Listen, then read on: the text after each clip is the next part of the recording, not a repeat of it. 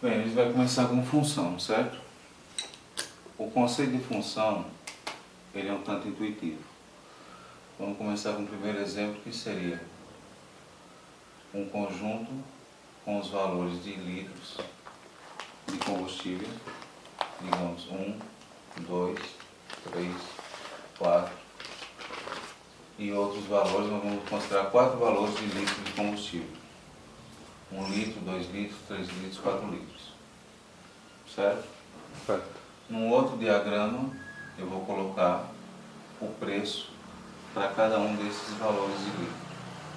Digamos que a gasolina custa R$2, então vai ser 2 aqui, 4 aqui, 6 aqui e 8 aqui.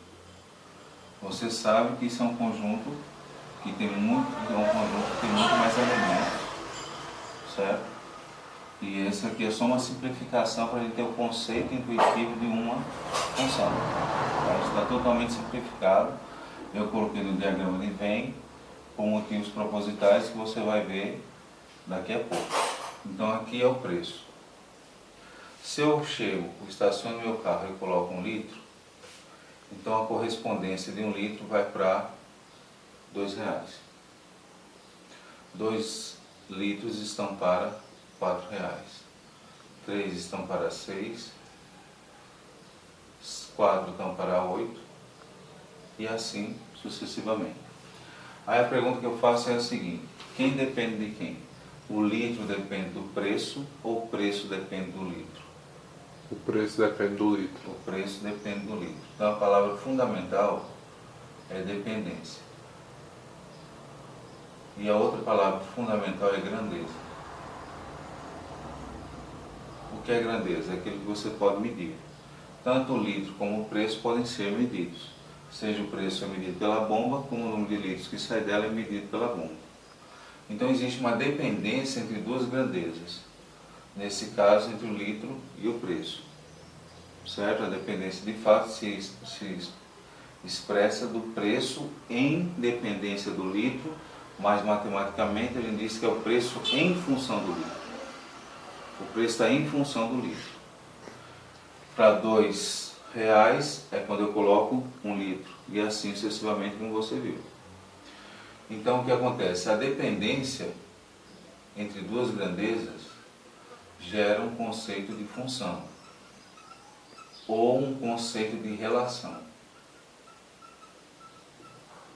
Função ou relação. Quando é que vai ser relação?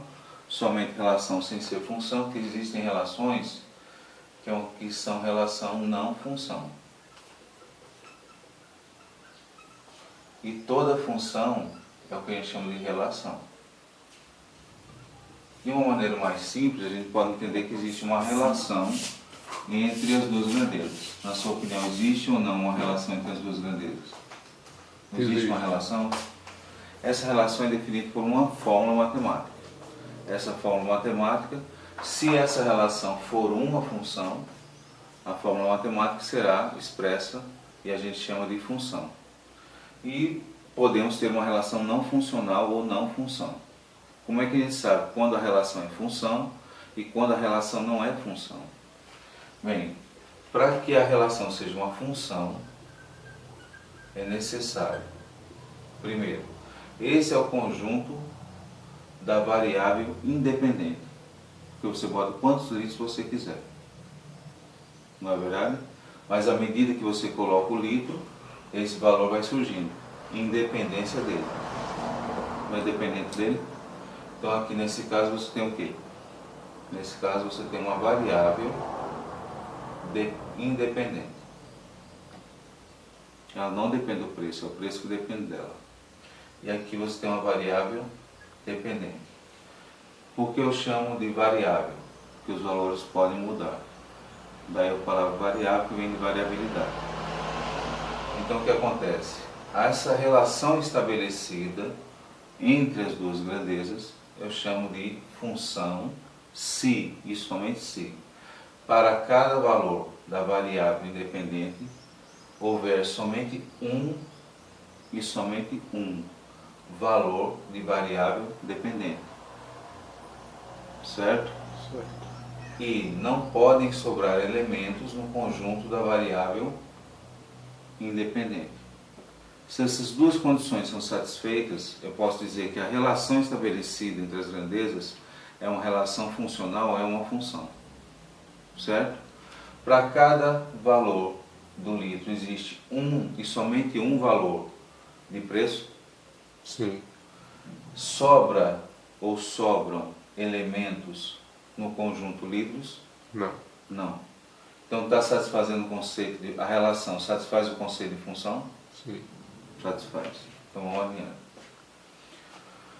Aí a gente tem agora a formalidade matemática. Em geral, a matemática utiliza para representar a variável independente a letra x, como você já deve saber. E aqui a letra y, que é a mesma coisa que f de x. Porque na matemática não existe distinção entre y e f de x. Porque f e y está em função, f de função de x. Claro que existem outras letras, pode ser y igual a g de x, h de x. Isso aí, o f, eu só falei assim para você fazer uma ligação de ideias, mas não é literal.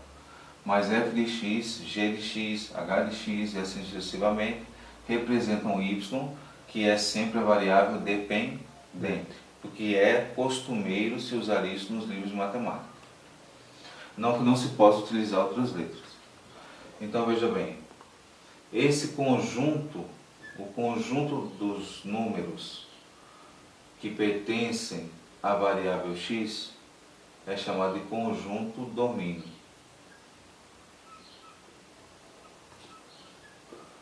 E o conjunto de elementos que pertencem à variável independente y é o conjunto imagem.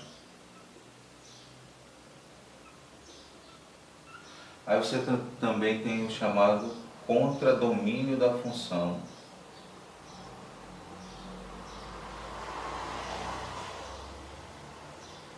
que é representado por CD, imagem representada por IM e domínio representado pela letra D.